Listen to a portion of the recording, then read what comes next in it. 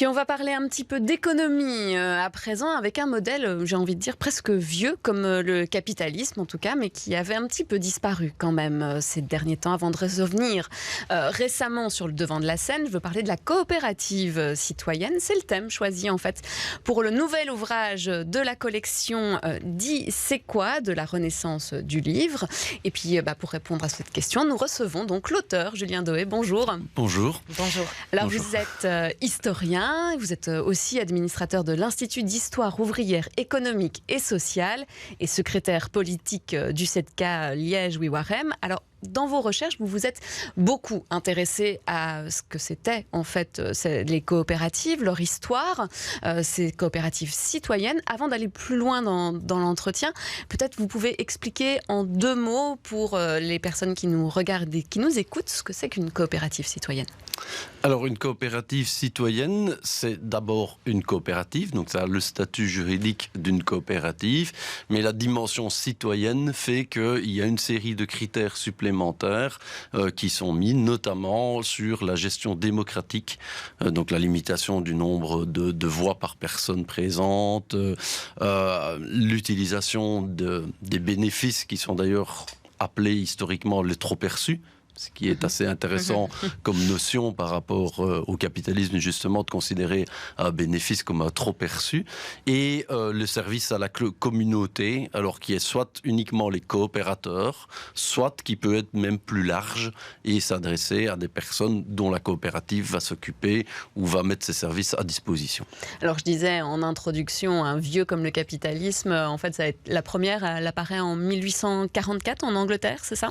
C'est ça, on met souvent cette coopérative-là comme la première coopérative, les équitables pionniers de Rochdale, mais voilà, on a une trace là, c'est celle qui est rentrée dans l'histoire, qui a développé un modèle qui a été exporté, dont on a écrit beaucoup de livres, et sur lequel les modèles français, belges, italiens faisaient référence.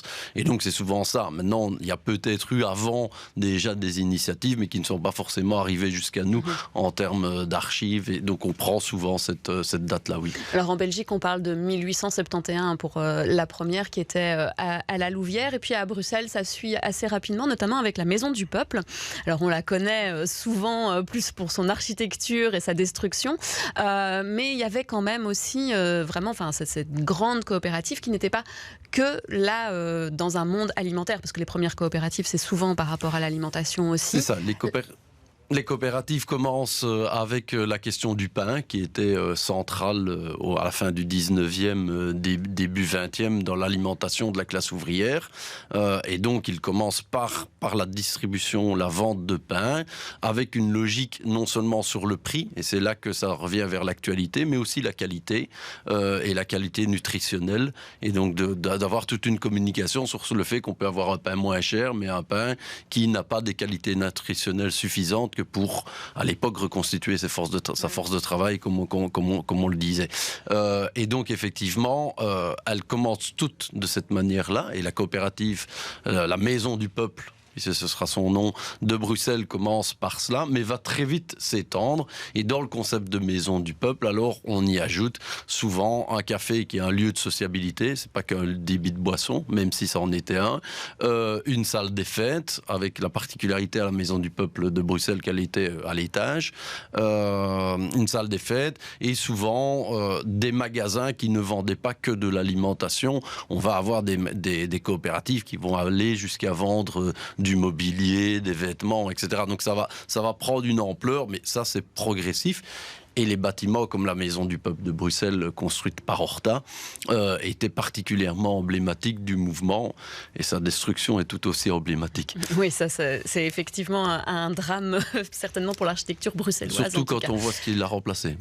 Oui, effectivement. Quand on continue justement ces coopératives, donc vous l'avez dit, il y a beaucoup de choses aussi qui se mettent en place.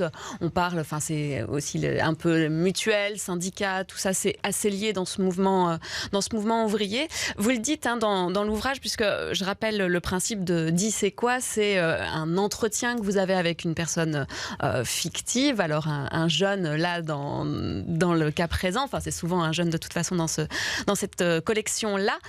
Vous lui expliquez notamment les 4 grands principes de la coopérative qui sont l'égalité, la justice pour les bénéfices et puis l'équité avec une rémunération fixe et la liberté des membres. Le membre d'une coopérative, c'est vraiment l'élément central ? C'est ça, donc la coopérative, coopérative c'est coopérare, c'est travailler ensemble, hein, donc c'est un concept qui en soi est assez simple à comprendre.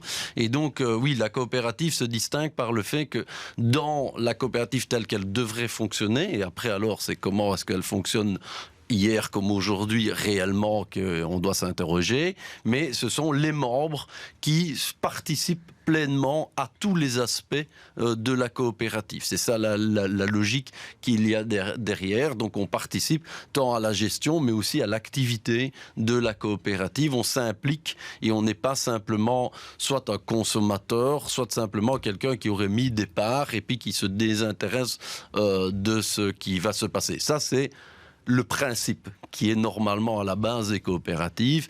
Après, on voit que impliquer tous les coopérateurs dans la vie de la coopérative à long terme est un vrai enjeu. Ça en était un à l'époque et ça en est un qui est vraiment pointé aujourd'hui dans tout le mouvement coopératif d'aujourd'hui. Moi, j'ai un petit exemple pour l'avoir vécu et le vivre encore aujourd'hui. Quand j'étais étudiante à Louvain-la-Neuve, il y avait la fameuse SIACO. Oui, dont je où on parle était... dans le livre. Ah ben voilà, justement. Et je suis apparemment toujours, puisque à chaque fois, je viens avec ma petite carte. Et donc, je bénéficie d'une petite réduction par rapport au prix officiel. Mais je ne suis pas impliquée du tout dans cette coopérative, en fin de compte. C'est ça, il y a des coopératives qui inscrivent, vous vous inscrivez dans la coopérative pour pouvoir y acheter et pour pouvoir bénéficier de ce qu'on appelle le principe de la ristourne, c'est-à-dire un montant qui vous revient. Alors historiquement, la ristourne, c'était une manière d'utiliser le trop-perçu qui revenait vers les coopérateurs, mais selon non pas les moyens qu'ils avaient mis dans la coopérative, mais la manière dont ils participaient à la vie de la coopérative par leurs achats. C'est un principe qui sera repris après par la grande distribution qui est au cœur de l'actualité pour d'autres raisons. Et d'ailleurs, par rapport à ça, les coopératives pourraient être une alternative, mais ça nous éloignerait peut-être. Mais pas vraiment, parce que j'allais vous parler d'une grande coopérative à Bruxelles. Hein, on va être un peu bruxellois, escarbécois même plutôt, puisqu'il y a la Biscoop, hein, peut-être certains connaissent, c'est un magasin d'alimentation là, et les membres doivent, pour pouvoir acheter aussi, donner de leur personne et faire des services dans ce magasin. Aller, par exemple, vous faites caissière pendant 2 heures ou 3 heures par mois. Enfin, ça dépend un petit peu. Ça, c'est un modèle... qui oblige les gens à le faire. Est-ce que c'est une manière de contrer ce manque d'investissement dont vous parliez, qui est difficile sur le long terme, quand on est en plus avec un nombre de coopérateurs très important ? Oui, en partie, puisque Biscoop, qui a plus de 1800 coopérateurs, d'après les derniers chiffres que j'avais consultés pour écrire, parce que j'en parle dans le livre, parce que c'est vraiment la coopérative sur Bruxelles, mais qui va relancer le principe des supermarchés coopératifs, et donc plus simplement de la petite boutique, mais on passe à une autre échelle, et à partir de Biscoop, vont se développer d'abord à Bruxelles, mais aussi dans d'autres régions, des supermarchés sur le même modèle. Et effectivement, cette participation obligatoire, elle est obligatoire chez Biscoop, du coopérateur à participer à la vie, au moins, moi j'avais noté 2h45 par mois, mais ça a peut-être évolué, mais c'est pas très important. C'est pour donner une échelle, c'est pas non plus très énorme, mais c'est significatif et ça permet effectivement de s'impliquer pleinement dans la coopérative avec différents rôles. Et c'est basé sur ça reprend l'exemple d'un modèle de New York qui fonctionne depuis 1973 et qui avait cette implication obligatoire. Ce qui est intéressant avec Biscoop, c'est que ce travail bénévole et donc gratuit, ne les empêche pas d'avoir des salariés. Puisque ça pourrait être un problème alors au niveau des coopératives, c'est de se retrouver en position de concurrence déloyale avec un petit commerçant bio qui lui doit payer son personnel ou lui, et que les coopératives fonctionneraient uniquement avec du travail bénévole. Et là forcément vos prix, il y a un jeu. Donc c'est des points d'attention qu'il faut avoir. À nouveau, ce n'est pas une critique du fait qu'il y a le travail bénévole, mais il faut être conscient que ça peut amener des biais dans un système et que ça peut être défavorable, puisque on n'est pas encore dans un modèle où on peut se permettre, tout le monde peut se permettre de travailler gratuitement. Oui, parce que parfois aussi, quand on voit un peu l'évolution de certaines coopératives, notamment quand elles grandissent, on a un peu du mal à se dire, c'est quoi finalement la différence avec une vraie société ? C'est une des questions. Enfin, une vraie société, je veux dire une société capitaliste, tout à fait. C'est une SPRL ou ce genre de choses. C'est un des enjeux pour les coopératives, surtout pour les coopératives citoyennes, qui sont une minorité, une infime minorité des coopératives. C'est pour ça que dans le titre du livre précise bien citoyenne, c'est pas un livre sur les coopératives en général, qui sont, elles, une structure juridique où on peut retrouver vraiment de tout. Et il y a plein de sociétés qui se sont mis en coopérative pour des tas de raisons, mais qui n'ont rien à voir avec ce dont on parle encore aujourd'hui autour de la table.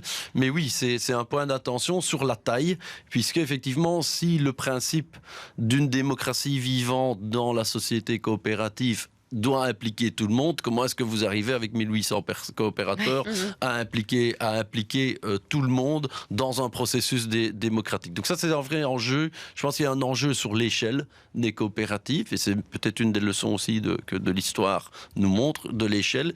Et alors de la question de potentiellement créer des succursales ou de créer d'autres coopératives. Moi, je plaide plutôt, à titre personnel, pour ne pas créer qu'il y ait des succursales et pas se retrouver avec des monstres et des mastodontes, mais rester à une échelle humaine et donc à plutôt dire si vous voulez développer votre propre coopérative, on crée des synergies éventuellement, on peut aider, mais on crée sa propre coopérative et on relance le processus.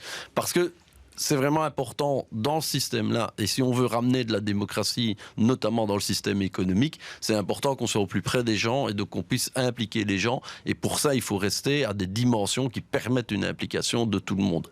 Alors, une dernière petite question rapidement, parce que c'est vrai que malheureusement, on arrive déjà à la fin de cet entretien, mais je voulais quand même qu'on en parle. On a beaucoup parlé de tout ce qui était au niveau de l'alimentation. On l'a dit, il y a d'autres systèmes aussi. Il y a aussi le système bancaire. Et donc, je voulais vous parler de Newbie quand même. Une petite question sur cette initiative qui avait été lancée. Aujourd'hui, Newbie n'est plus vraiment une coopérative, en tout cas. Elle arrête donc ses activités vraiment bancaires. C'était impossible, vous pensez, pour eux, et c'est un échec aujourd'hui, cette coopérative bancaire. En France, il y a des choses qui existent. On pense au Crédit Mutuel, par exemple. Mais est-ce en Belgique, c'était pas possible ? Alors, c'est un échec, en tout cas, sur ce qu'ils avaient tenté de faire. C'est par contre pas totalement un échec par rapport au nombre de citoyens et de citoyennes qui se sont investis dans le projet, qui étaient prêts à soutenir le projet. On peut d'ailleurs se poser, je lisais en attendant qu'il y avait à nouveau un crash boursier pour le moment avec des banques qui étaient en difficulté, de voir comment le pouvoir public, les milliards qu'il a mis pour sauver des banques totalement capitalistes, et combien la frilosité par rapport à investir à un moment donné. On n'a pas voulu investir dans Newbie. Remettre des sous, ils avaient investi en premier temps, mais de remettre des sous. Donc ça pose question. Maintenant, ça pose question aussi sur l'échelle, à nouveau, d'une coopérative. Est-ce que c'est possible de faire une banque qui nécessite du coup tout de suite un apport en capital, en moyens humains, technologiques, en compétences, qui est autre chose que le magasin bio ou une papeterie à librairie à Louvain-la-Neuve, donc ou Médor ou Wilfried pour de la presse. On est sur une autre échelle qui pose question. C'est abordé, je pense qu'il y aura aussi un recul, mais l'initiative Newbie n'est pas terminée. On a beaucoup dit que c'était fini. Ils ont dû changer le modèle, mais ça continue et on ne sait pas trop comment ça va advenir pour la suite. Bien, merci beaucoup Julien Doé d'être venu. Donc, si vous voulez en savoir plus sur ces coopératives citoyennes, c'est donc dans la collection 10 c'est quoi à la renaissance du livre. Merci beaucoup. Merci pour l'invitation.